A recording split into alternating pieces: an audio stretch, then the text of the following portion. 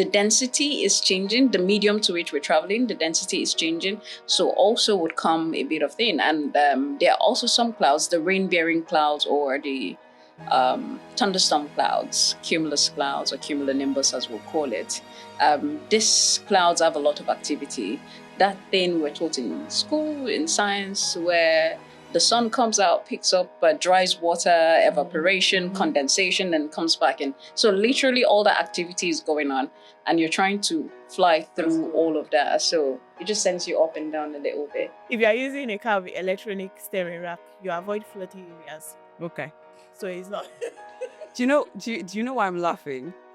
I wish you had told me this a few weeks ago. Because my car, that's exactly what happened.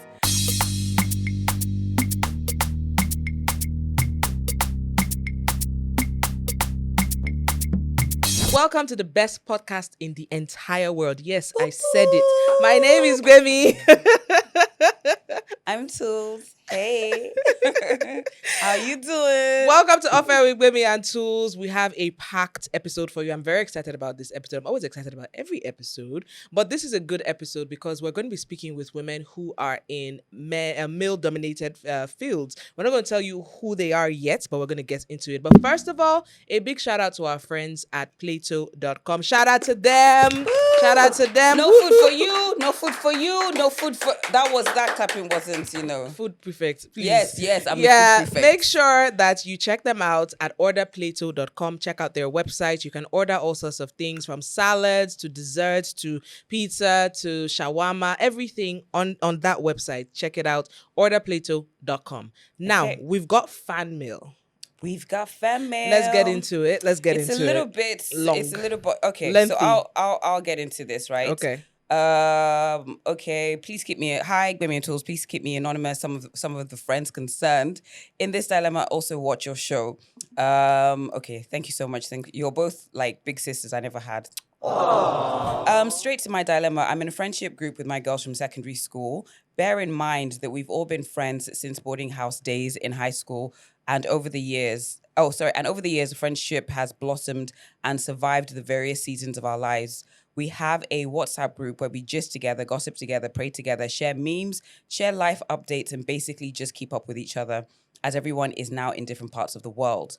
The last time the five of us were in the same place together here in Nigeria was in 2019, before some of us started relocating. Now there are just two of us left here in Nigeria, and we both even live in different cities, so we hardly ever see. However, the friendship between the five of us is still flourishing. We are all in our 30s, by the way, 33 and 34-year-olds. The issue here is that I'm beginning to feel somewhat left out in this friendship group, and it's making me feel really sad for myself. Here's what I mean. All my friends are married. They all have kids, and are growing beautiful families with their respective partners. They all seem to be doing well in their chosen endeavors. I, on the other hand, I'm not married, no kids yet, still live with my family as I cannot afford a decent accommodation of my own for now. I have a job, but I don't necessarily earn decently in this present day in Nigeria. Our WhatsApp group that once used to be my happy place where I couldn't wait to connect with my friends and enjoy good laughs has now become a reminder of all that I am not and I am yet to have. All that the other girls now constantly talk about is their kids, their husbands, their vacations, the vacations they took or are planning to take, the money they're making, basically all the things that are yet to happen to me. I also noticed that now, whenever I bring up a subject, the engagement or participation is minimal. But once any of the other girls bring up how their kids did this or how their husband said that, everyone starts to actively participate and the chats are endless. It now feels like I'm constantly left out and have nothing to talk about, as no one seems really interested in my boring rants about my job or my boss. Sometimes when they go on and on talking about their kids, I also have to be forced to speak about my niece so I'm not left out. And just so I also have something to say. A lot of times, all I do now is just read the chats and don't engage. Please note that I do not in any way hate or envy my friends. We've shared so many beautiful memories together. I celebrate their wins with them and offer comfort whenever they're going through anything distressing. I also understand that growth is happening for them and I have to accommodate that. It just hurts that our friendship dynamic is changing and they're not really trying to accommodate me or make room for me in their growth. Do you think I should bring this up with them, be vulnerable with them, and just explain my current state of mind and how I'm feeling with them? I've thought about sending a voice note to the group chat several times just to explain in details how I miss my girls and how I have been feeling left out, but I don't want to be misunderstood. How would you advise I go about this? Would be waiting to hear from my internet big sisters. Drink something. We shall not. Mele, I'm sure your mouth is dry. We shall not lead you astray. Yes, it is. That was a bit of a long one. Okay. Thank you for writing us. I would say that if these are your true friends, you should bring it up to them, and you can maybe arrange like a group call and say, guys, I'd like to talk to you guys about something. Maybe on some day at some time, everybody get together and you get on the call. I mean, WhatsApp allows that, and you have this conversation with them. And, you know, like you explain, say you love it, that, you know, you're excited for them. Their lives have, you know, they have families, they have vacations, they have husbands, children, and stuff like that. But you would also like to feel heard too. In fact, they should be trying to live vicariously through you as the single friend. Hey, what nutter did you go on a date with now this time? Now, wow, what's going on? That's what, like, in my friend group, we're all in different seasons. There's some of us who are married. There's some of us who are single and don't want to get married. There's some who are divorcing.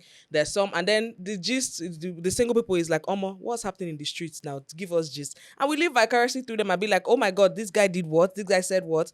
And we don't try to, you know, keep, like, leave them left out. Basically, your life is just as important, whether you are married or not, whether you have children or not. I have friends who are doing very well, building houses, buying houses, doing great things, and I celebrate them. I think that as a person also, you should also take note of that. For those of you who are watching or listening, and try to celebrate your friends, whether or not they are at the same level or of life that you are. I find that sometimes people do forget their friends, especially if they don't have, like, they're not married or they don't have kids. People kind of just, you know, it's almost like whatever you're doing or whatever you've got happening in your life is not as important as. And so you should be conscious of that when you have single friends. Yo, what's up with you? How's everything? What's going on? And it's not a case of, oh, I'm pitying you or I'm married, so I'm looking down on you. It's your life is just as important, whether or not you have a family. Okay, I agree with what you with what you said. I will say this. Friendships, I believe, go through different seasons. There are times when, I mean, I have a group of friends that we knew each other since we were like 16. We've done the whole traveling together, going on like crazy vacations and things, you know, things change. My good friend that was on the show, Bola, she got married before I did, and she had her kids. And I have to be honest, because the nature of our friendship before that, we were like going out, oh, what are we doing this weekend? We've done crazy things like go to Abuja just for a party. And then she got married, and then she had kids, and things slowed down. And obviously the subject of our conversations was really like her kids a lot. And it wasn't like, it was different for me. It was different for me. And I was like, okay, this is different. How do I handle this? Then when I got married and I became a mom, and I realized that in terms of the way your brain changes as a mom, like literally, especially with your first child, that is all you think about. That's, as you know, I literally went from, oh, where are we going tonight to, did he poop? He didn't poop today. What time? All literally, so your conversations change. So I think you need to also give them that grace because, getting married, having kids, it's a big, big thing. So give them that grace. But I still feel definitely have that conversation with them. I think it's important to have that conversation because if not, you will soon, you've already started to kind of almost distance yourself from the group, which isn't good. So have that conversation, and it shouldn't be from a point of, oh, look at me, your poor friend, I'm not this. Just like, look, I miss where we were. I miss the fact that we used to, do this. We used to like go on crazy vacations. You should actually be the one. You could be the one that reminds all of your friends to live their lives in the very, very best way. So you could be like the ginger friend, like, okay, fine. You've been, it's summer holidays, or you know what? Drop the kids, get your husband to like either look after the kids himself or drop the kids with the grandparents. Let's go on a girls trip. Because I promise you, in that first year, I could not think about putting together a girls trip. I just couldn't. It just wasn't, my brain just wasn't working that way. So you could be that person that just keeps the essence of your friendship alive. She says she's not really anywhere like that. She's what? She's not really anywhere like that. It doesn't, but you don't have to. I mean, it doesn't have I to be don't next feel, week. I don't, It can be I don't something you feel plan towards. you can. I don't feel you need to like, oh, everybody, let's go to Vegas. It could just be like a nice girls trip to Ghana. Because sometimes, honestly, as a mom and as a wife, sometimes you forget that you need those things. Sometimes you forget that you need to forget just, your own you know, life, yeah. you need to just chill with your friends, have like wine, gossip, or remember when, or remember that useless guy that you dated, or remember how you almost did this. Those things are so, so, so important. And I think sometimes we forget how important that is. So I think that could be your role. What you're feeling is completely understandable. I think a lot of people have gone through that where they kind of feel like a little bit left behind. I don't think you should feel left behind. I think you should just realize that the seasons are changing for different people. I can't imagine that all of you expected to get married and have kids at the same time. For some people, it's going to happen before. Some people don't want it. Some people have no, interest in it. For some people, it's going to happen later. So just accept that that is life, but really try and keep the true essence of your friendship. Having a group of friends that've been friends for a while is not Easy. It's not easy. And you did, and you said that you know, it seems like you still like everybody still likes you. So things like this, you have to work at it. There's a Yoruba saying that says 20 kids cannot play together for 20 years, something like that. And it has many different meanings. It could mean that your friends will change. It could mean that you guys are going to be in different seasons at different times. These ones that you even said they're all married, give it 10 years. And I'm not swearing for anybody. What, have you noticed something in your 40s? It's like a lot of people are getting divorced. Yeah. That is wild. Like, so, so different, and you go through different stages. There's the stage of, oh, we're all going to this person's house for Ashwebi. We're buying Ashwebi here. And then there's a stage of, oh, you're all, getting married, or at different times. There's a stage of, this one and her husband, they're not together again. No. There's a stage of, she's remarrying. Okay. You know how many second weddings I've gone to? So, my dear, don't worry about it. And don't look at them having husbands and children as a mark of success. Because listen, we're not even going to talk about that. Yeah. What I'm more concerned about is if your friends are doing very, very well financially, I think rather than, worry about this, you need to think about how they can help you like level up financially as well. I always think that if you have a group of friends, there shouldn't be that you shouldn't really all be earning the same thing, but if somebody's earning like a lot and you have somebody in the group that's really, really like not struggling, you cannot be friends with somebody and not try and like help them, even if you are in different industries. I feel like as a group of friends, you should know your strengths, you should know your weaknesses. And if I'm like freaking earning this much and you're struggling or whoever is struggling, I feel like it's my duty as your friend to kind of just see how I can help you out. Unless you're like a useless It's not necessarily person. saying they should finance. No, like, not to give you money. I don't believe in that, because I'm not your sugar daddy. But give them when necessary. But I should not be. I'm not the constant source of income. Yes, but I feel like you should help your friend level up. I saw this application. I saw this opening. I think you'll be good for the position. That kind of thing. Yeah, my group of friends that we grew up together. One of the things that I loved that we did was when we started working like 14, 15 or whatever, and when we were in college. So back then it was college. You did 2 years of college, then you went to university. So we all like wanted to work like during the weekends. And we literally would, so then you'd have your CV printed out and you just go to like all the different retail stores and everything. Like, I'm looking for a job. So we used to go out together till everybody got a job. And it was like, okay, I heard about this, I heard about that. And it was so important for us to make sure everybody was okay. What are you doing? I can't have a rubbish friend. You haven't gone to like your classes for a week. What's going on? Why? What's happening? This rubbish guy that you're dating, what's going on? Is it, so I think that's all part of it. Yeah. I hope that was good advice though. Good luck. Good luck with everything, girl. Good luck. We have our wonderful guest in the studio. I'm super excited about this. This is an episode that we've wanted to do for a while.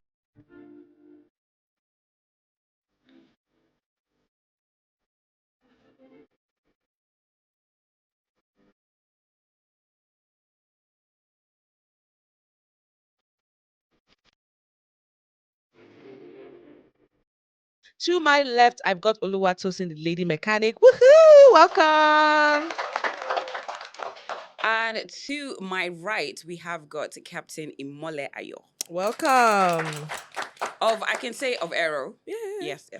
So I was saying before, technically, she's my husband's boss. Oh, nice. Yes, yes, Welcome, yes. ladies. It's so good to see you in uniform. I love it. I love it. Love it. Although I did tell Captain Imole, I want the blazer, the cap, the aviators, everything. What happened? Just, yes, now.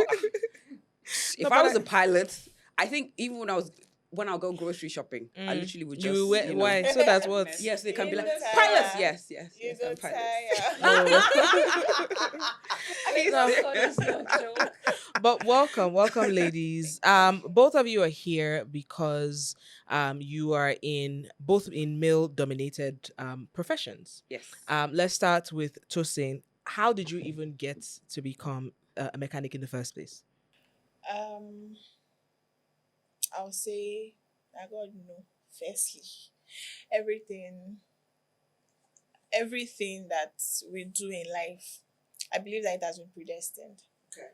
So, when I was growing up, I was very inquisitive and always curious to know why something broke down.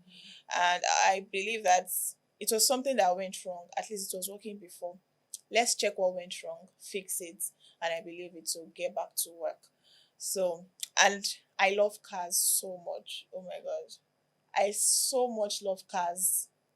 Like, a means of transportation that can also be fanciful, can be used as sport, everything. So, yeah. And then at some point in life, I merged both together. My love for repairs and cars, and here I am in dirty uniforms. And what did your family say when you told them this is what you wanted to do? My mama no gree. Even my papa safe, he say, "Nah, boy, I define go." Wait. They said you wanted to be a mechanic because of a boy. Yeah, that in his words, mechanic. What do you want to go and do there? For With those who don't your- understand, it That's means where have you ever hilarious. seen a lady mechanic? Oh, it's because Yeah. of a guy that you're going to. Was it because of a guy?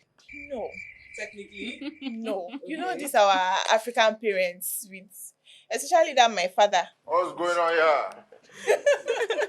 But now, So he's very proud of me. when did that change happen? When the name Lady Mechanic was everywhere. Right now, if I call my dad, hello, Lady Mechanic. Oh, That's love that's that. actually when you know your parents are proud of Yeah, you. yeah. What about you, Captain? My journey to becoming a pilot started back in Zaria, Kaduna State. I very similarly, I had a curious mind, or still have a curious mind, and I had wanted to just become an engineer, and that was basically what took me into aviation. And there I found flying.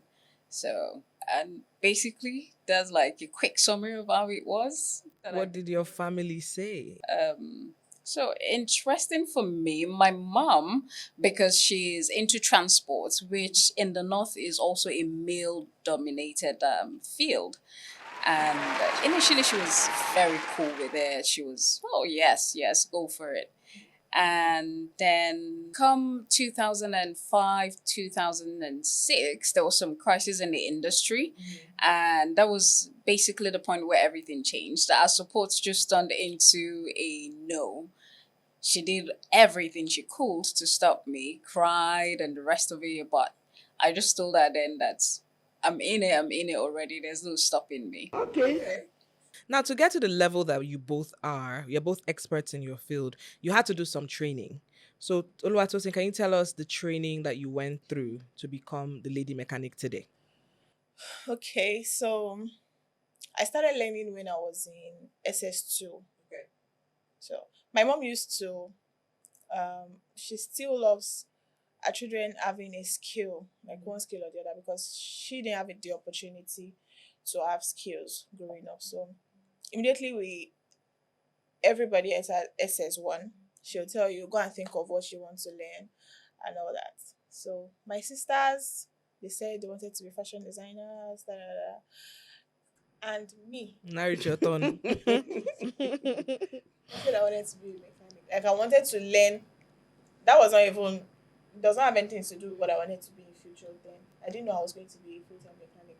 So I said I wanted to learn mechanic, and everybody just laughed. Like, what's funny? Mechanic, no be work. So she said, when you are ready, let me know. I said, I'm ready, yo. She said, when you are ready, let me know. And when they saw that I was serious, what do you think you can do in a male-dominated field? Like, it's basically men there. We don't have females in there. If there are no females there, I'll be the first person. This is what I want to learn. So it was my auntie that eventually registered me at Okuri Meta Automobile Workshop there. It Okay. was like a roadside mechanic. Okay. Because my mom and dad left for them, I will not be here today. Mm-hmm. Their no was no. So it was my auntie that saw that, okay, let's see how it will go. And then I started training there. My boss was very welcoming, very encouraging. Me, I did not buy food for any senior. I did not buy amala, I did not buy bread and beans. They are the one that will buy for me because I was my boss's small baby then. Anything my boss eats, I eat. If he eats a father, he will ask them to buy for me. If they want to go and buy food for boss, he will ask them to buy my own. So, I mean, those were part of the training. Now, no senior will ask one junior to go and get something. Go get it yourself. Mm-hmm. So, So let me ask this. Even though he was quite welcoming, did you have other people, like when you were training, that felt like you shouldn't be there? And how did they treat you? No, please feel free. But I I feel like you gave them. I was telling I feel like you. you gave them back. Then there was a man. I told her when we were sitting outside. Because then I was very slim Mm-hmm. and very busty. That shit was crazy.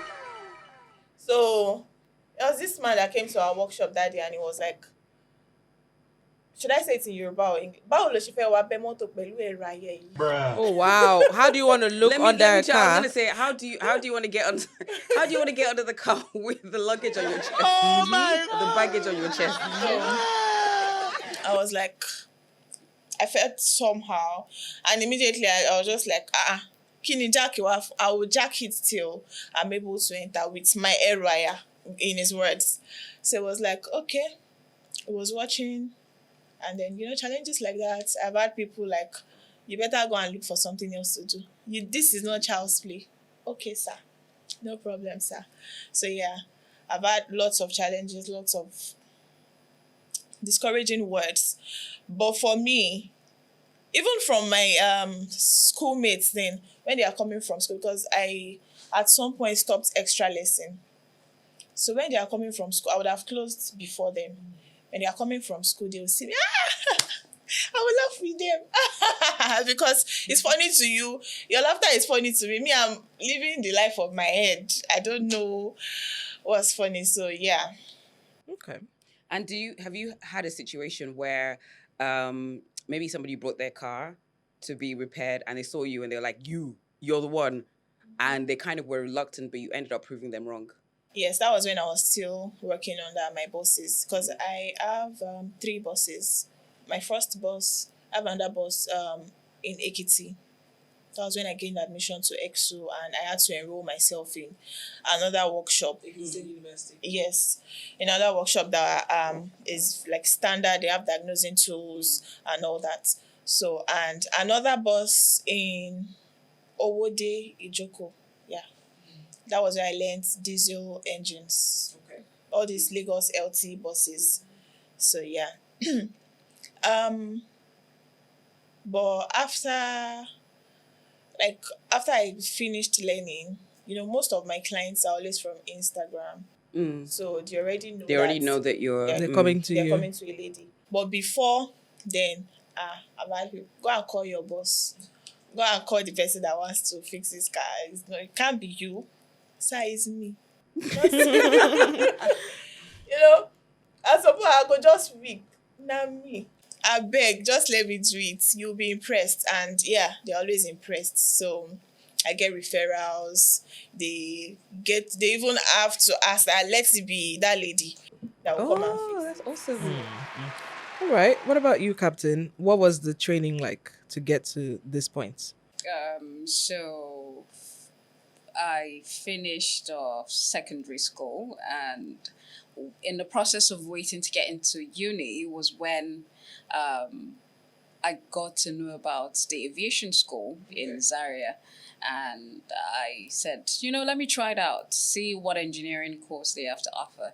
And basically went in there, saw the engineering course. I was late for that class, about a month late. And I had asked the admin unit, do you guys still advise I joined? Because the only thing my brain could think about was just becoming an engineer. And they said, no, they looked at me. Yeah, I was rather smaller than this. And they said to me, you look like you would do better as a pilot. So I was like, oh, bloody, not again. I'm not interested. I just want to fix things. And long story cut short, got in there. They were able to convince me one way or the other to try flying. So I got into the school. The program ran for about a year and a half. And while in there, it's a school that has both pilots, engineers, air traffic controllers, and other support people in aviation. So it was quite a lot of people. And they used to seeing, though I'm not the first, that they had other female pilots in there. But the field is one as such that the number of men outnumbers women by far. So most times where they see women is in terms of other trainings like flight attendants and the rest of them. And then me doing all that, coming out from school, getting into the field, quite interesting. So it took about a year and a half and then finished all that and came into the field flying. Wow. Like you started flying commercially after a year and a half of, Yes. of flight school. Yes. What was your first flight like out of flight school? Out of flight school. So once you've had a taste of flight and you understand the science, it's basically the same, but now the machine just differs. One, you're in a smaller machine. The other one, you're in a bigger aircraft.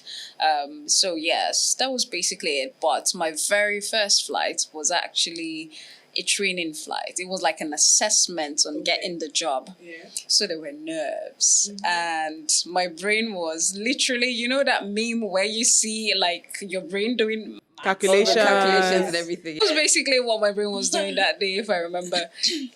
I still remember it clearly. I was like, where do I start from? What am I supposed to do right now? And I was just looking and then take a minute, deep breaths, and then everything came back because it's still basically the same thing, just in different spaces. Yeah. So I imagine that you have in the past, and you probably still have situations where maybe, passengers are boarding and then they see you and they're like, Who "You're is the one this?" flying the plane. You. So I'm sure it's happened to you many times. And I find that also because you're quite petite as well. So do you find that adds on an extra, like, are you sure you can do this? And you've been flying for like a long, long time. So when was the first time that happened? When a passenger saw you and was like, wait, Or heard your wait. voice? So the interesting thing regarding my voice, I think people would hear my voice and expect someone different from what I look like. And this reminds me, I did like an assessment of an aircraft, and I had spoken to the people. I had to go to Eket to do it. I had spoken to the people over the phone, told them exactly what I would need upon my arrival, and everybody was like, "Oh, yes, ma, yes, ma." When I showed up, they were like, "The person we've been talking to on the phone." I was like, Your boss. and the man said, "Well, yeah, the voice is the same." I was like, "Yes, it's me. Don't mind the loop, but it's just me." So yes, there's been that. And speaking to this, if I remember, probably because I started off on the Dash 8, which used to do a lot of oil and gas operations for Aero. So we were usually shuttling the Warri Benin route. If I remember, it was on one of those routes. That's the very first. And it was like, "Small girl, now you go fly us." I was like, where do I start from How do you even now? reply that? Yes. So I just looked at them with almost a blank face of, are you referring to me or someone else? And I just smiled and I walked on. And then at the end of the day, women they fly. It was smooth, so thank you. And then they walk off the aircraft. So yeah, Women they fly. And does it still happen today? absolutely yes. Yeah. Yes. And you've been a captain for how long now? My 11th year now. So even after 11 years of being a captain, you still have passengers that see you and they're like, wait, you can do this? Absolutely yes. And so how do you handle it now? Now I just wear a smile and then just wave at them. Sometimes you get the curious ones that would want to engage you, and then we talk and they're like, oh wow, so you've been doing this for that long and everything. Yes. Other times you find people go, oh, it's my first time ever in Nigeria seeing a woman pilot. La, la, la. I was like, yes, there are quite a lot of us. I was They're going to quite a- ask. they're That was going actually to be quite a my next few. question, actually. Like, approximately how many female pilots are there in Nigeria? I know you've not met everybody, obviously. Yeah. So I would love to say we have a group that where we try to pull ourselves together on, and I think on that group we're getting over 100. Oh, wow. But now we're spread out, Okay. not just within Nigeria. Some are flying outside Nigeria, but we're over 100 in the group. Wow. And how do both of you deal with so I imagine obviously working in a male, dominated industry, with regards to your interactions, I imagine that you probably do have to interact with maybe people that you are superior, men that you're superior to, that do not handle that kind of authority very well. So how do you take it when you're working with somebody that you're their senior, you're their superior, because you're a woman and they're a guy, they You just can't take don't it. they cannot accept it. Actually, I've never really had that kind of experience. Do you hire only women? No, right now I don't even have any woman working with me because Talk it. Feel free. I feel like she wants to say it, but she's Feel like, free, let me just sister, don't feel package. free. Say it. Say it, oh. let me say the way we present ourselves matters. I mean, that ticks a box for them, and they just find that respect from the corner. Even if you no go reach their belly, they will find that respect and just maintain it. So what works for me is the way I present myself at first. So that goes a very long way. I have let me say I've trained 8 men successfully Wow. since I started practicing fully. And most of the time, my training, I use like air for them when we are speaking in Yoruba. Okay. I approach them with respect and they do the same. Okay. Even if they're younger than you are. Most of my trainees are always older than me. Okay. I mean, all of them are Wow. older than me. Okay. Apart from like small boys that are just learning, Learning. that just want to learn. Most people, they want to travel out. They just want to have the basics of the job. They want to mostly travel out. So I have married men that are well-to-do. Sir, pass the spanner. Okay. So that's how it works. Are you married? Yes. Okay. So when you were a single woman and you would tell guys maybe who were trying to talk to you and they would say maybe they meet you outside of work and they don't know what you do for work and you say, oh, I'm a mechanic. What was the reaction? Are you serious? Let me shake you. Like when I was coming, one police officer was like, let me shake you first before I know what to say. I'm like, why? He said, this is your soft hands. How are you doing mechanic with this soft hands? And I was like, I'm a mechanic and I'm a lady. I don't forget the fact that I'm a lady. So I take self-care seriously. That's why I'm able to maintain this. Moisturize. Do you find, again, this is for both of you, do you find that the pressure is sometimes a lot more for you because you're a woman? Like, for example, now I've had issues with, mechanics where I don't really know much about cars, I'll be very honest. But something needs to be fixed. And you take it to the mechanic and not only do they not fix that, they've broken something else. So do you find that, and people just say, that's how it happens, how it happens. But do you find that when it comes to you, because you're a woman, those kind of mistakes are not permitted? Yeah. The reason is that, like I said earlier, most of my customers come from Instagram. Mm. So I'm always very careful. People that work with me, they know that if you used to do that outside before you started working here, immediately you start working here, you don't do that. We cannot be perfect all the time, and we cannot satisfy everybody all the time, but we must try to give satisfactory results. So But the pressure is more. yeah, that makes the pressure more because you want to avoid coming online. Oh, she's not what you think she is, and all that. Although we do our due diligence, but you see, cars, engines, Very mechanical unpredictable. parts. Mm. Last week, it's 2 weeks ago now. I wanted to change the water pump of the car, and while losing the board, a nut broke, and it broke the board of the oil pump. I don't know how to explain that. Gbemi, do you know what she's talking about? No. Okay, just checking. So I'm the like, board what? is like the cover, the thing that covers the timing chain.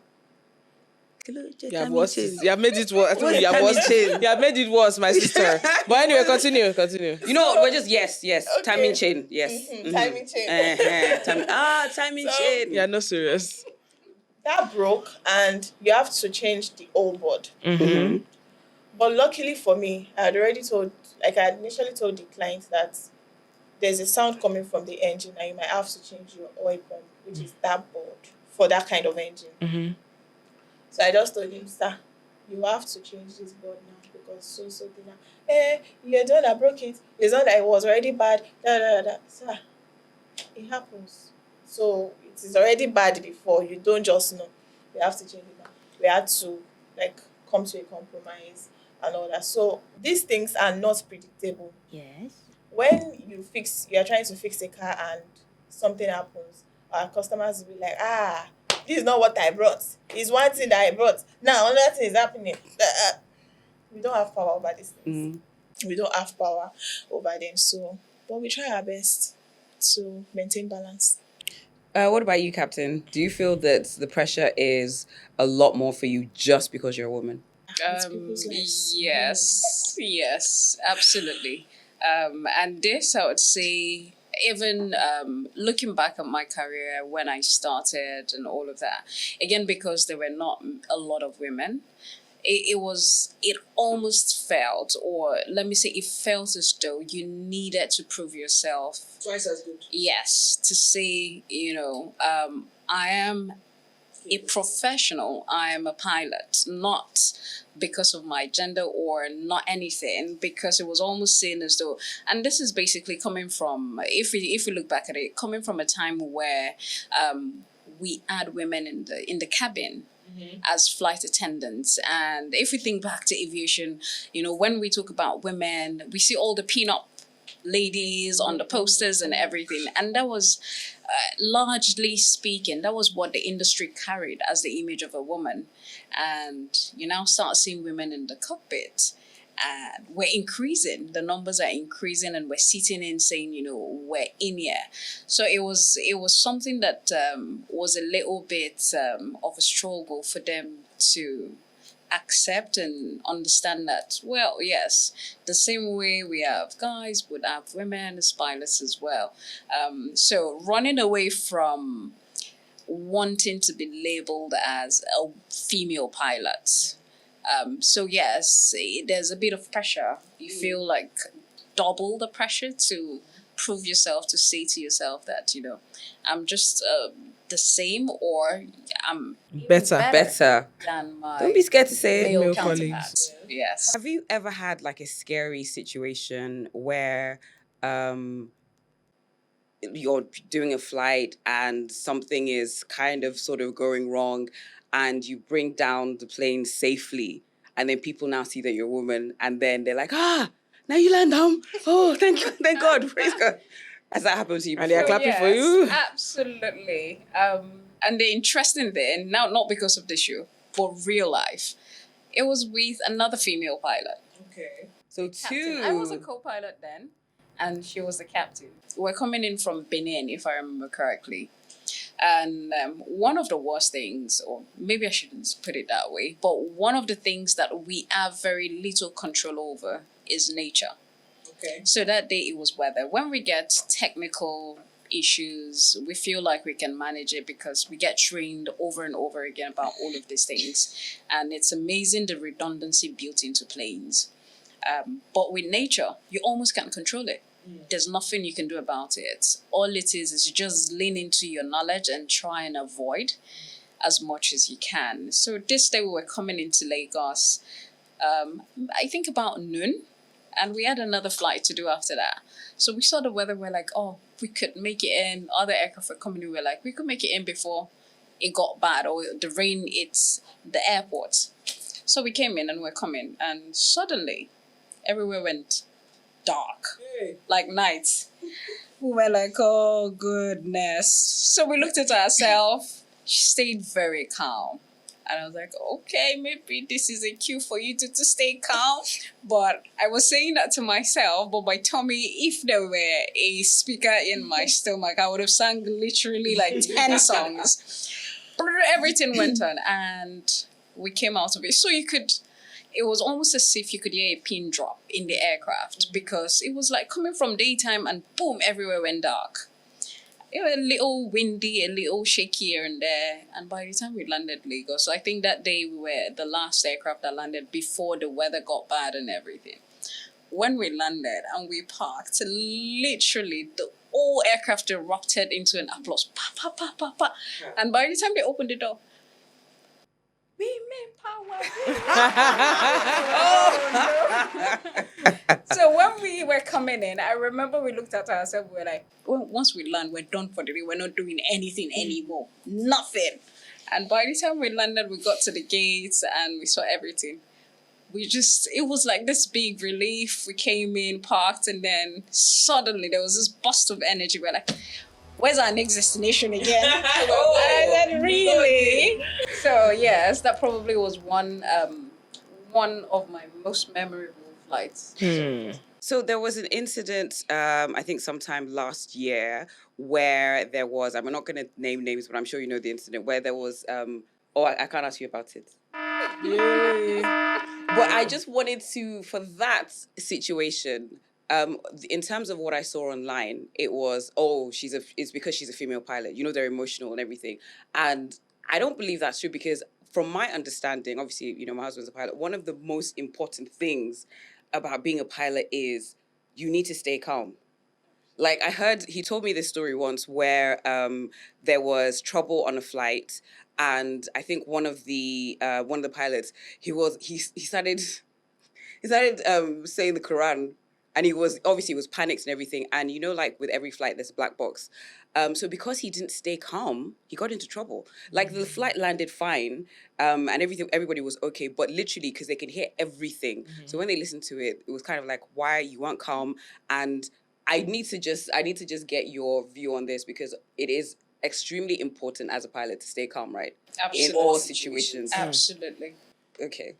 Yeah. You don't want to comment on that? I couldn't be me because I know how, you know, you're flying and next thing there's turbulence and you're like, whoa, you now become born again. Hey, Lord Jesus, the Lord is my shepherd. If I land, I will not do this. I will not do that. Like when you're on a flight with a pilot, not flying plane, but when they're a passenger, that shit is a revelation. More than in Israel. There was this flight that we were on. I should have known because this is like, I think this was our honeymoon. We're going to the Maldives. I should have known because the pilot was wearing short knicker and no shoe. He was wearing short knicker and no shoe. So I was looking, I was like, okay, this is like a, you know, it's a warm climate, but at least wear, you know, Crocs or something so we can. And so we're there, and it was a seaplane. It was my first time on a seaplane. So I'm like, but this that's is a short flight. I don't- Short. It was like Gbemi, 20. I thought it was the end. So It was just were, from the airport to the. but it was quite rough. And then the craziest thing happened. So I was the only black woman. We're the only black couple. There were all these different, white people and everything. And then it was I think it was about to rain, and it was a small plane, so it was a bit shaky. It was shaking everything. I'm looking at my husband. He's just like calm. And then the plane drops. Dissolve! I was like, yeah! And everybody in the plane is looking at me. I'm like, you people are mad. The plane dropped. The pilot didn't say nothing to us. Look at my face. He didn't Like say I a could word. have He didn't killed say, a "Oh, lot of ladies and people." gentlemen," didn't say one word. And then we finally landed. And I was like shaking, and my husband, like, I think he even fell asleep. I was just like, I need to get off this. It was such a crazy experience that when we were leaving, so you have the option of you can take like a seaplane or you can take a boat. The seaplane is quicker. The boat is like an hour. I was like, let's think about this boat. Let's think about this. He's like, no. So it was like stuff like that. When you fly with a pilot, that's when if he panics, if he panics, forget it. I'll read Quran. I'll read Bible. I'll everything. So anytime he's not panicking, if the plane is shaky, if he's not panicking, I'm like, all right, we're good. And I need you to talk about this because everybody always, not everybody, a lot of people always feel like turbulence is down to the pilot not knowing how to fly the plane properly. True or false? False. Okay, so what Completely happens false. during turbulence? Because I used to think that. So turbulence is just like I was saying earlier. It's just nature. So sometimes think about it. Sometimes, and this is the one that gets everybody the most. Clear air turbulence, we call it. You don't see it. Nothing. It's just strong winds. You know what it really is? Spirits. Girl, please mind her. Spirits. Spirits in the language, winds in our language, really strong winds. And because now all of this, you get through different levels and the winds change direction rather quickly. So if it's the plane this way now, and the next minute it's coming at it in a different angle. So all this just varies the dynamics around the aircraft, and that way you get all the back and forth a little bit, the jolting up and down and that. And then the other one that I think everybody will see, so yeah, maybe passengers that are, for the curious ones that are always looking out the window, is basically clouds. So, and I say that as though, think about it as though you're walking now freely, and then you have to walk through maybe a group of people, and you have to squeeze your way through it. That's how it feels. Yes, that's how it feels. We're changing from, the density is changing, the medium to which we're traveling, the density is changing. So also would come a bit of thing. And there are also some clouds, the rain-bearing clouds or the thunderstorm clouds, cumulus clouds or cumulonimbus as we'll call it. These clouds have a lot of activity.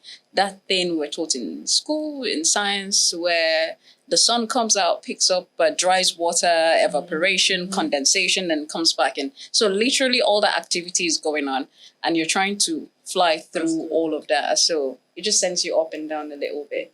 Have you ever been challenged, Oluwatosin, by a guy? Maybe he doesn't know that you are. Okay, imagine you're somewhere and someone's car is not starting. Maybe you went to a wedding, you went to visit a friend or something, and then someone's car is not starting. You're like, oh, let me go check it out. Have you ever been, what's the word I'm looking for, challenged by a guy? Say, what Like do you you? know? Tell us about that. Yes. It was I went for a friend's wedding. A friend, not my friend directly. So the car that broke down was the groom's friend's car. Okay. So over Sabi auntie. You were dressed in your trad, or what were you were dressed like? I was wearing like the Ajayi Okay. short gown, gele, yes, gele. So I went to him. Sir, is there a problem? Yeah, the car is not starting and okay, let me check it for you. I was like that was when he looked back that he was trying to see what's going on and can I help her? From where? I'm like, I'm a mechanic, I can help. Madam, this one is a serious matter. We can talk later. Sir, really, I can help you. And then that was when it got serious. Are you sure you can do this? I'll be 2G arranging. Yes, no. So I checked. There's a wire at the back of your alternator. Mm-hmm. So the I don't know how that happened. At least I know what alternator is. I've heard that before. It was not. It's not okay. Mhm. It was not properly fixed. So I checked that, and also his Kickstarter is also faulty. It's like intermittent, going on and off. So I had a jump starter in my bag. I'm always having my diagnosing tool and a jump starter. That one that looks like a power. Even as we're going to a wedding. Yes. Wow. Like it's just Habits. yeah. Some ladies always have like lip gloss, makeup, something in their bag. Me, that is what I always have in my bag. So the battery was already dead. So I just went to my bag, picked my jump starter. I don't do clutches, all these small purses, because I know that I have bag and baggages to carry. So I do normal bag that can not so big. Mm-hmm. So I went to my bag, picked the jump starter, jump start the car, and it was fine. Oh my God. It was so happy. Oh, I hope you collected money from him. Did you collect money from him? I didn't collect money, actually. It was so happy. It was surprised, impressed, and all that. Me too. I was feeling fly. So In my gele, heels, everything. I was able to fix the car, and he was happy. Everybody is happy. So another question for both of you. We've talked about how men treat you. How do other women treat you? Are they instantly supportive, or are they doubtful of your Skeptical, abilities as well? I don't have luck with women. Why? I don't know. I think now man they do woman, so maybe that's just basically it. Disagree. What's been your worst experience with a female customer? The woman sued me to court For what? For what? over a 35K job. Wow. And What happened? okay, so what happened? She uses Ford Explorer, Yes. 2012 or so, yeah.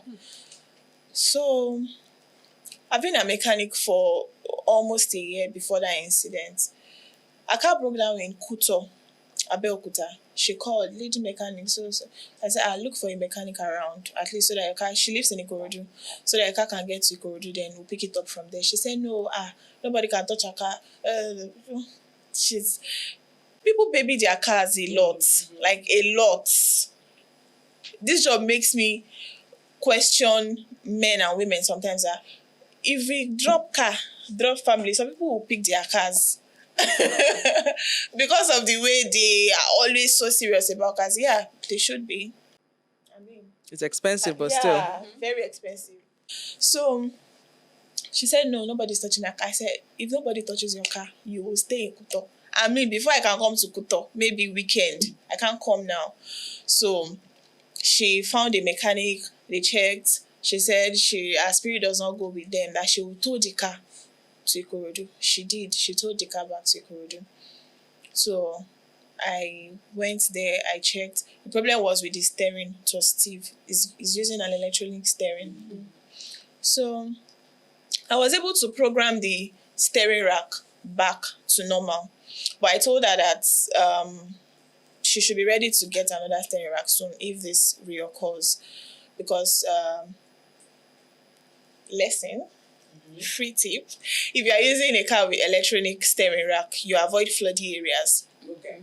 So it's not. Do you know why I'm laughing? I wish you had told me this a few weeks ago. Uh-oh. Because my car, that's exactly what happened. We entered, I was like, it's fine. The water's not even that much. That's how we entered the water. And then literally my power steering just went. It was, in my mind, I was like, it's fine now because my first car didn't have power steering.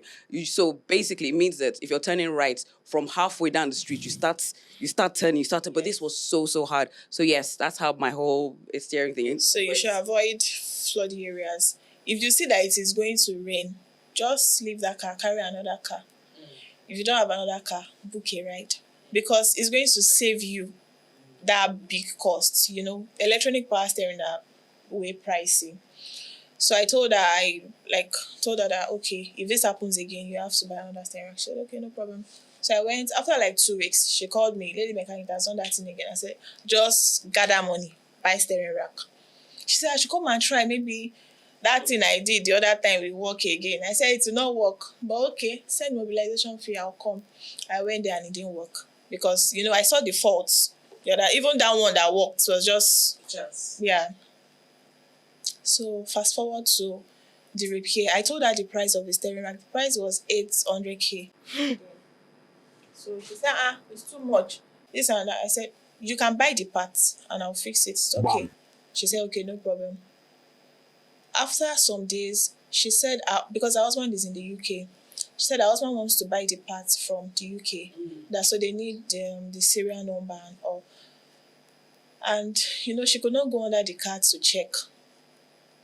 She tricked me and told me that we should come and lose the steering rack, that then she can snap and send to her husband. I said, okay, no problem.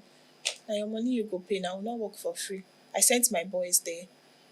And when they got there, she told them that they should not lose the steering rack. They should just help her check for that number. After carrying jack, carrying everything. All your equipment. That they needed to work there because the car was not, it will not move because of the stiff steering. So I let that slide. That was supposed to be my sign that this woman, she's up to something. But I didn't listen. As a mechanic, you must listen to your inner, because, let's not go into that. There are lots of bad things that happen with this our job.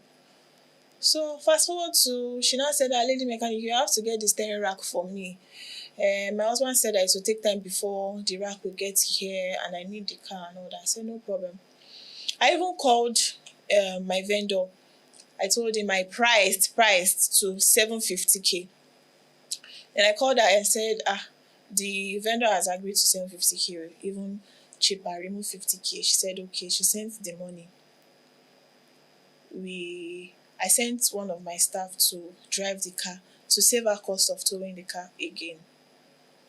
The guy in sweat and everything, carried the car to the workshop. So we fixed the car. The steering was okay.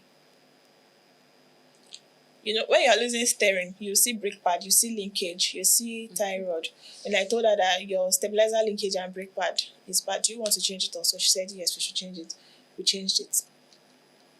We delivered the car.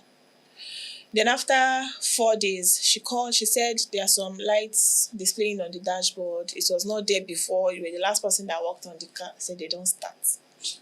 Car will be deliver, no lights. Now, because I was the last person that worked on the car, I should be responsible for the lights.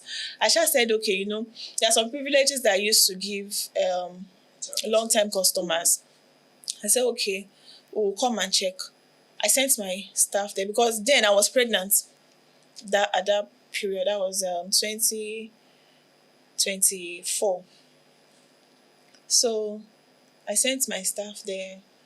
Then they said that it's like I'll have to check the car myself. They were not able to clear the code. So I said, okay, bring it to the workshop. They brought it.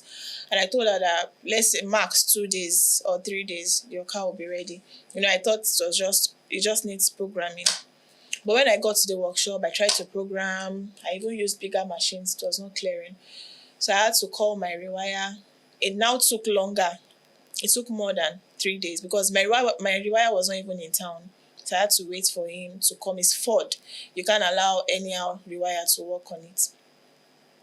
So along the line, 3 days turned, I think, 10 days. Then I was communicating with her. This is what is going on. My wire is not on ground and all that. She was not having it. But I can't deliver the car without solving the issue. Along the line, she said that she's losing money. She has supposed to have made so amount with the car, and I'm intentionally delaying her car and all. I said, intentionally. I take back that word. I'm not intentionally delaying your car. It's not fixed yet. Do you want us to deliver it that way? This one now, I didn't collect money. It's still part of the 35K that I charged for service charge for changing steering rack.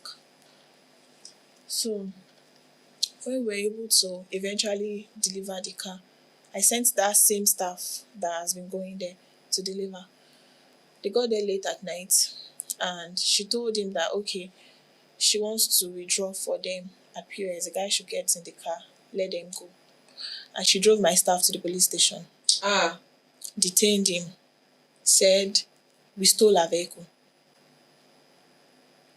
So he was detained for 3 days. Oh my gosh. The following day, I called my dad. They said they want that lady mechanic to come to the station. But then I had, what's it called?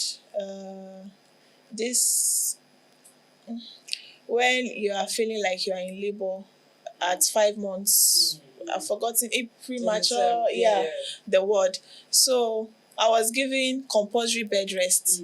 They said, apart from just going to the bedroom to bath, Don't get up. you can't do anything. So I explained to the police officer. They thought, mechanics lie. So they thought it was I was good. That was good. so they thought it was just the normal line. But there was no way I could go to the station. I called my dad, so please go for me. Yeah. So my dad, the day I called my dad, he was not available. He called one of his friends that was in Ikorodu to go for him. The man, when they said no, they don't want to see any other person aside that lady mechanic. Okay.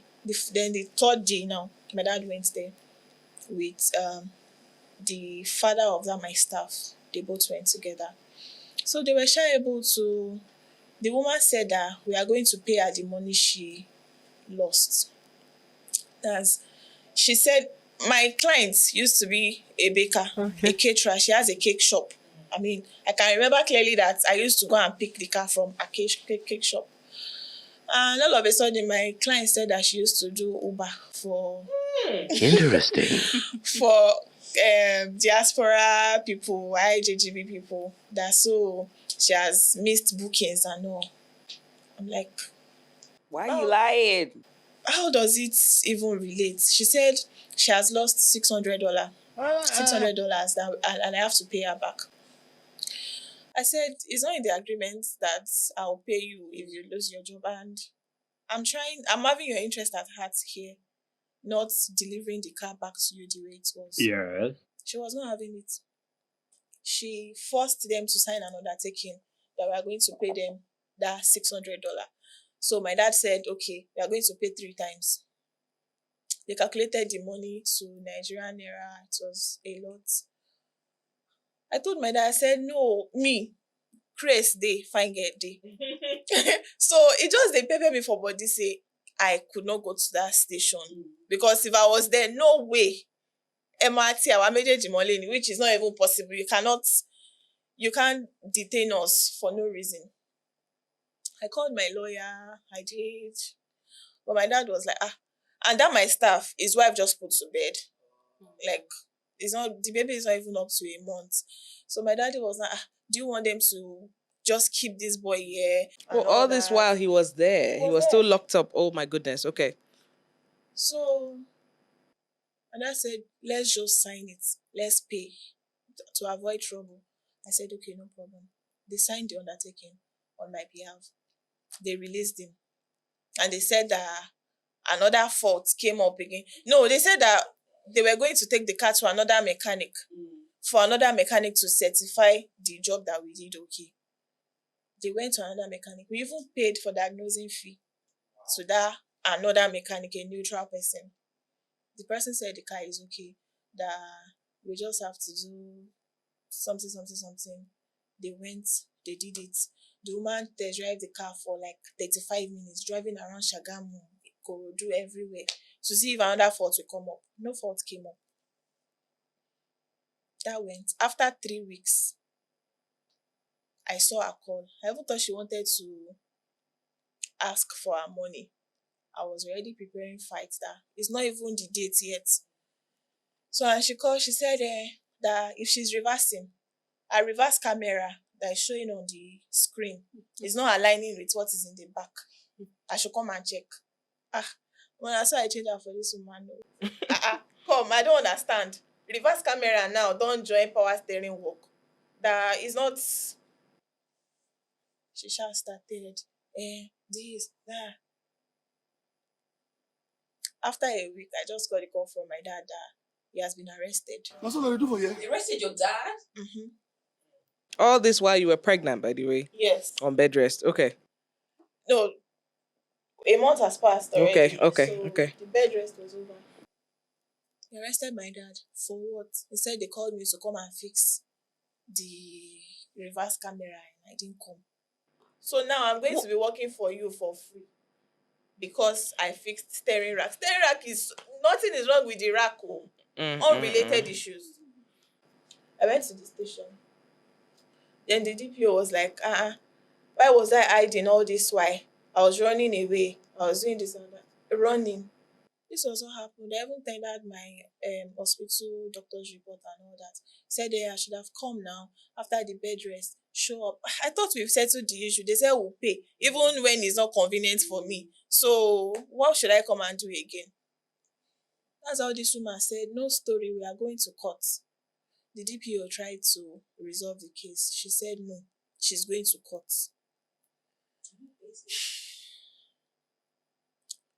This woman rewrote her statement in my presence. The statement she wrote before the police officers. As I don't know, maybe she has boyfriends and among those officers, because that's what basically explains the power that she has had over them. It was money. That's all. It was money. So she rewrote her statement. And when I got to court, I said, at least can I see the charges against me? They said I took money under false disguise. I said I was going to fix her car. I fraudulently took money from her. She said she has landed documents in the car and she couldn't find it. Her apprentice certificate was in the car. She couldn't find it. So basically, So accusing you of theft of documents. And fraudulently taking money from her. So what happened How in the did end? it end? Exactly. Let's What wrap it happened up in the to end? the What happened in the end. end? That's what I want to know. Did you have to pay the money? So we had to go to court for over a year. I had my my baby. God. My baby did her first year birthday. I was still going to court. It ended. They said, where's the part you bought? We showed them. Okay, fraudulently taking money is out of the way. They went to the place I bought the parts at Ojuelegba to confirm. They confirmed, did everything and all that. The judge discharged me, acquitted that I'm not guilty. Cut. That's it. Because I mean, that's crazy. Before the end of the case, the woman stopped coming to court. Maybe she got tired. That's wild. But, That's absolutely wild. So these are some of the hazards of the job, basically. So- Crazy clients. So as you said before, sometimes I mean we do different things, but we're like business owners, and that feeling that you said when somebody maybe they just send that first message and there's just a way they said it. I'm like this one. person's gonna be I'm like, this wahala, one, I beg, this I one, beg, I beg, you I know. beg, I beg. So how about you? How do other women treat you? So I have been fortunate to say that because again we weren't much, so we basically had to pull ourselves together and support each other. Yes, like a sisterhood. That is not to say that we do not have times when we have a bit of friction here and there or a little cat fight. But yes, they've been generally supportive, really. I wanted to ask, how expensive is it to train? For example, how expensive is it to train as if you're an apprentice, you're trying to learn how to become a mechanic, for example, whether you're male, female, how expensive is it? And also, is it a lucrative career? So 2 ways. Is it expensive to learn? How long does it take? And then is it something that you're like, yes, I can pay my bills with this? And then we'll also ask Captain. Oh yeah, go ahead. So I'll start from paying bills. Yes, I can conveniently pay my bills with the job. To teach, if I want to train, it depends on, I consider age range. Okay. And I also look if you want to jackpot. If you want to jackpot, if you want to jackpot, now I'll charge you now because I know you are going to make dollars with the knowledge. Yes, now you don't go charge. But wow, okay. So how long does it take to learn? If you want to fully know the job, let's say 2 years. Okay. But if you just want to know how to diagnose, troubleshoot, you don't have any business with parts, 6 months. Okay. To a year. Okay. Okay. Captain, how expensive is flight school and training, basically? Give us a range. So the job you can pay your bills with the job. Training takes about 1 to 2 years, depending on how prepared you are for each phase. Price wise, we're looking at maybe you start from about 50,000 US upward. Why are they charging in dollars? You know, in Nigeria, it's not the school, not in Nigeria. Why are they charging in that? We're speaking generally. So my about heart is an beating. industry, not just Okay. Sorry, no vex. So flight schools 50,000. To start. Minimum. You didn't say, Oluwatosin, how much is this to learn? Now I'm not rich. I know. So without accommodation, because there are some trainings that we have to provide accommodation for. Without accommodation, 800k to 1 million naira. Wow. That's for 6 months. But with accommodation, we factor in the accommodation for 6 months. Nothing is cheap, oh. Good Lord, nothing is cheap. Okay, but why do mechanics have such a bad reputation? Some of them are criminal. We can take your criminal. I have a list that I always take to God and say, God, these people must not see heaven. Yeah.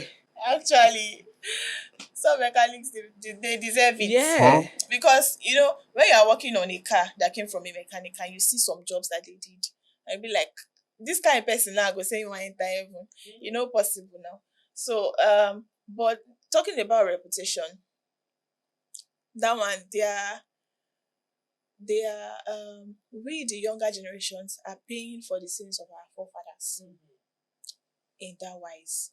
Because this generation now, we are trying to repair that image. We are trying to make the public see that we've moved from that era of trial and error. Most of our forefathers then, they don't finish learning work. They just learn halfway. They start repairing cars. So there is no way it will be perfect.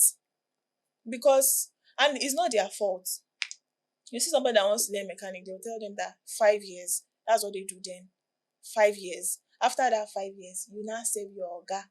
Oga can say you serve him for 2 years, can say for 1 year, depending on how he feels. His mood. Maybe you don't offend her before. That is where they wait for you. So we cannot totally blame them. They want to start making money. Some they want to fend for their family. And you just want to tie them down without they don't get money.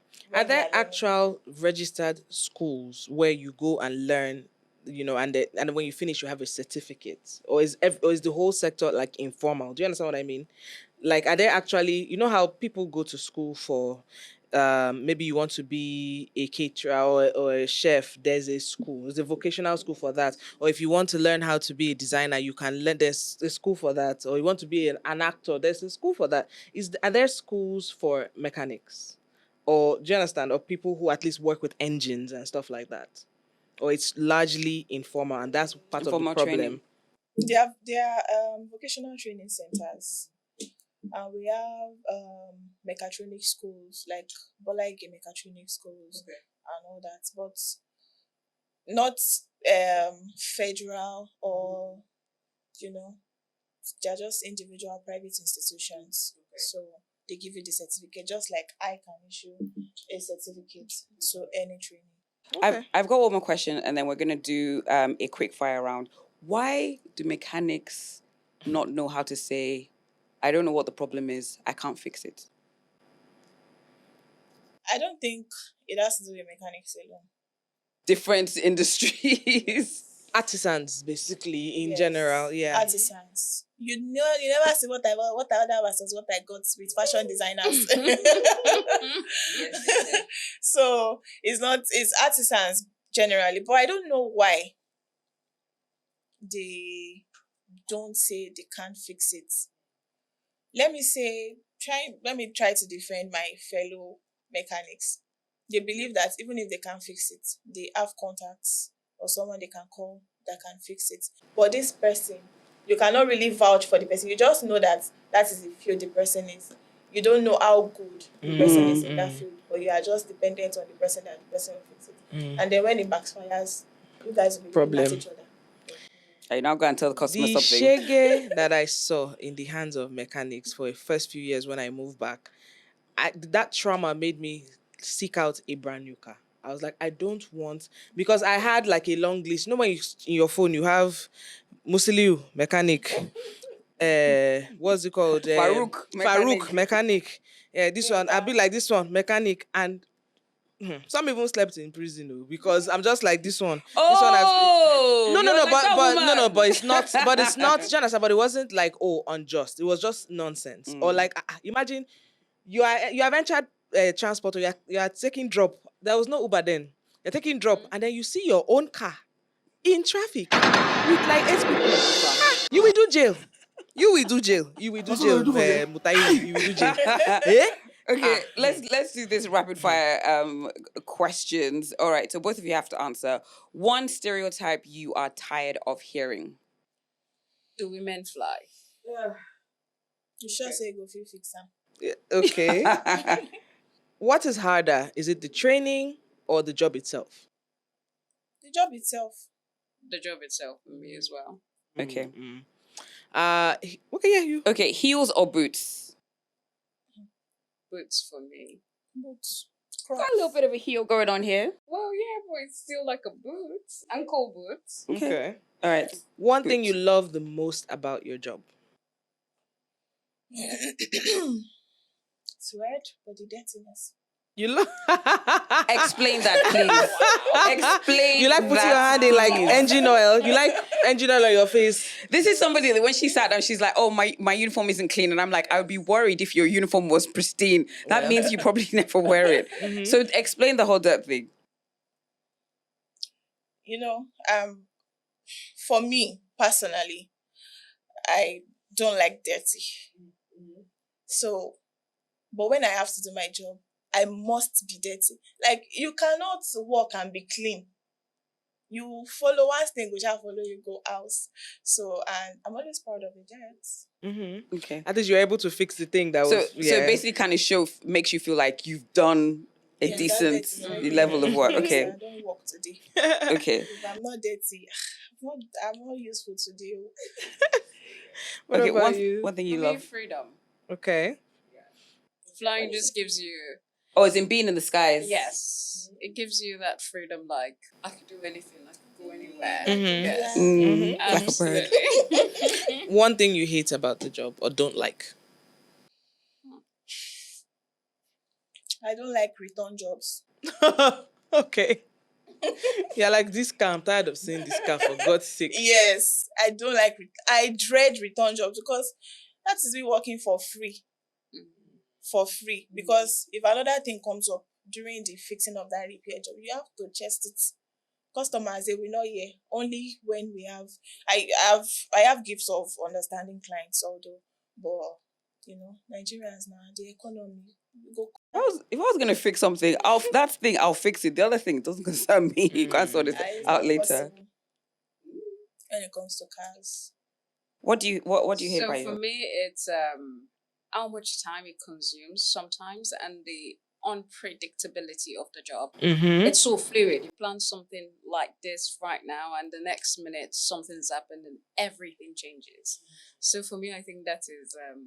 I'm sure Oh, she can I was relate gonna, to it. yeah, yes. I'm sure she Because can relate to it. sometimes, like, obviously, things that you do not expect, things that you do not predict can happen. How do you deal with situations like that where the passengers, like, when there are delays and the passengers turn their anger to you? So explain from your point of view what is possibly happening. You were supposed to go to Abuja on a 10 a.m. flight. They now said it's delayed from 11. Then it goes to 12. Then it goes to 1. And you're still there at like 4 o'clock waiting to get on a flight. What is usually Everybody's the angry. issue? What Yeah. is happening? So I'd answer the question two ways. First, as a pilot, because I do just I also seat in. I wear two caps. I fly and I do administrative work. So as a pilot, it's we feel just as frustrated as the passengers feel because we're meant to report at a certain time. Even though we say to ourselves, yeah, you're going out, your return is, we understand the dynamics, but everybody makes a plan. So we also have something we want to do. We're just not as happy as you are unhappy that flight is not taking place as at the time it's scheduled to. So when we get the beating, we know that yes, we're part of the service delivers. So we don't really get upset. So we sometimes we sit back and we're like, really seriously, guys, I don't think I have a party that I won't ban at. But you can't go. I can't go. So people, let's all calm down together. But yes, you just wear that face. Like we were having a chat earlier on, that sometimes we, as crew member, we're like two-faced people. We wear a mask, and we just have to be professional and polite to everybody, no matter the drama going on the inside. Welcome. We're sorry, even though we feel like punching somebody in the face. We're like, yeah. So there's that, and as administrator or as someone in the office, it's actually a lot of chaos that is going on. One, you have to look out for your passengers. You have to think of how best to reroute other aircraft, and this I hear a lot, like, oh, why don't you guys just send out another aircraft? I'm like, yes, you just don't have the aircraft sitting on ground. It's an asset that costs a lot of money, whether it's flying or not.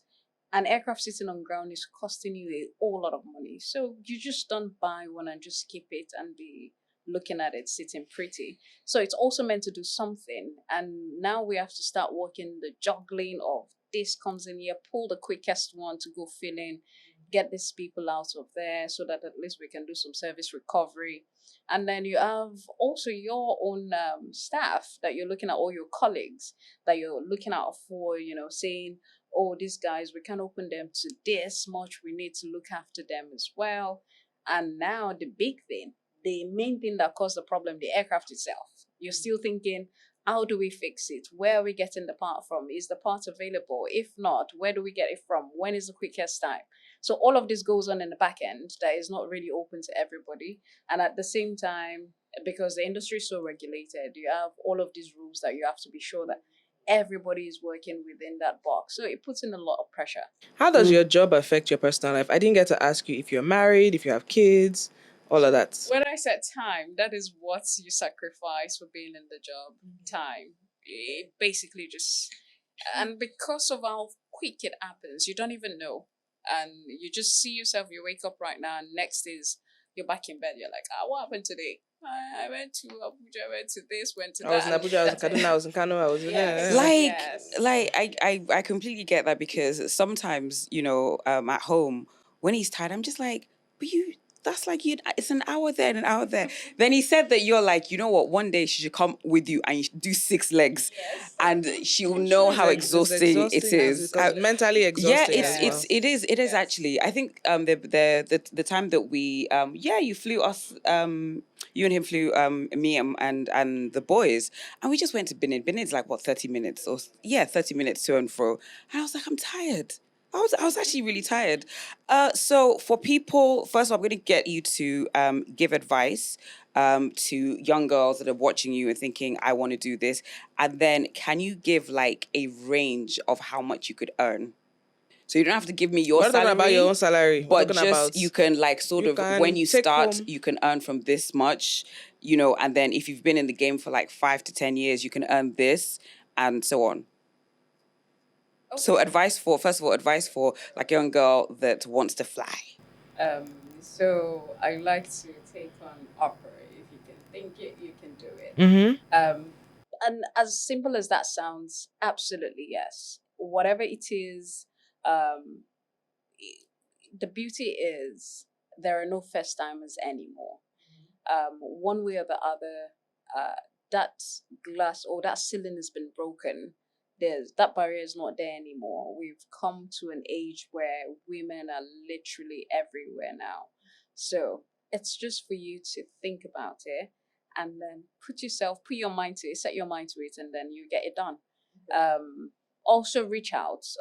That I can't see any less of. Reach out to people where get information as much as you can, prepare yourself because the job or it requires a lot of preparation.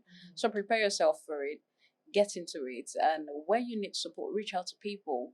Even if you knock on this door and it doesn't open, it doesn't mean the next door will not open. So just keep pushing. Yes, it gets tiring. It sounds very easy to say, but you just don't give up. The failure isn't giving up, really. Okay. What about you, Tosi? Advice for a young girl that's watching and thinking, I want to be a mechanic too.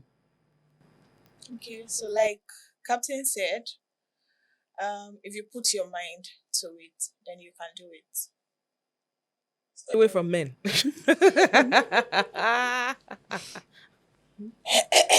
Abi now. Men will disrupt your plan, young girl.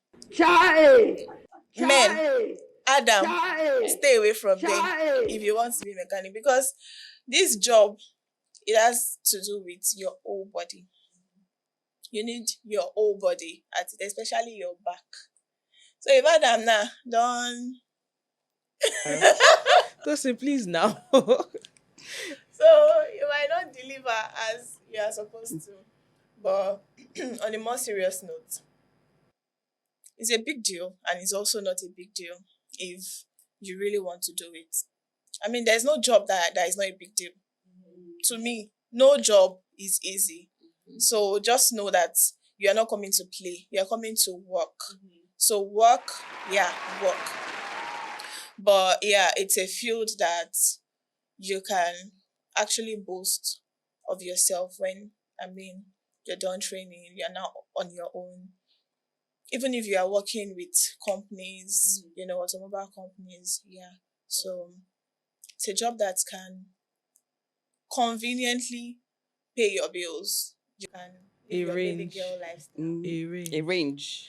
We can see your nails are Now- done, your hair's done. Well, your lashes are done. As a mechanic, you can get the opportunity to work with manufacturing companies. Okay.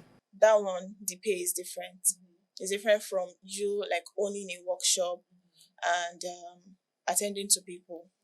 So if you are working with manufacturers, I can't really tell a range, but they pay handsomely. You can check online. But if you want to own a workshop in Nigeria, firstly, you owe your money because you have to invest in tools, and these tools don't come cheap. Subscriptions don't come cheap. But if you have all it takes, trust me. If I tell Toolz now that you want to service this your Camry, you are going to pay 300,000 naira for it. If she says it's too much, let her get under the car and do it herself. You don't know. You don't know why it's going She on. will not ask somebody to go and stay in prison. Wait, the did person you that say- wants to do it cheaper, or Did if you- that person, if they will not let her fight. Okay. Mercy. Wait, did you say So- tools as in the tools or Oh. tools? Tools. As in me? Yes, Z. Thank you so much, ladies. This was quite interesting. And you both people are not serious. And you both should be very proud of your work. And I think that you coming on here is definitely great because representation matters. And there are young ladies somewhere who are thinking unconventionally and who are thinking of getting into your field of work. So this is amazing. Shout out to both of you doing your thing. Well done, well Thank done, you well very done, ladies. much. I should you. spend like an hour with you so I can just open my bonnet. You can be like, this is this, this is this, this is that, this is this. You pay for it. No, it's okay. This is Money Zone, brought to you by our good friends at Moniepoint. Now, a quick question. Do you think that Nigerian vendors are overpricing or underpricing themselves? A lot of vendors are overpricing Mm, because Yeah, Yeah, a lot of we see vendors what are you're selling. overpriced. Yes. Now, yes. pricing is one of the hardest decisions for entrepreneurs. Some vendors fear losing customers and they underprice, while others increase prices just to survive the rising cost. The real issue here often isn't just pricing, it's visibility. Many business owners don't fully understand their costs, their margins, or profitability. And MoneyPoint helps vendors basically track inflows and outflows in real time, which makes it easier to see what the business is actually earning. That with clearer financial insights, pricing decisions become more strategic, ensuring sustainability without losing competitiveness. So Yep. basically, all this grammar is to say that when you have a MoneyPoint account or you download the MoneyPoint app and you obviously open up your account, it allows you, there are tools within the app that basically allows you to track your expenses, allows you to track inflow, and makes you see what exactly you are earning from day to day or week to week or month to month. And then you can make better decisions about your pricing. Yep.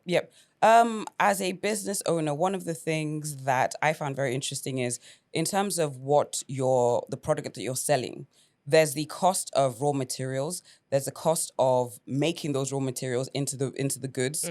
But then one of the things that was like a revelation to me is the cost of marketing. The cost of marketing can be in certain cases almost the same as a cost of production. Absolutely. Because nowadays, it's not just a case of, post it on Instagram, everybody will see it. You have to be very, very strategic with your marketing. So I know for some people, that is really what kind of drives the cost of their end products up.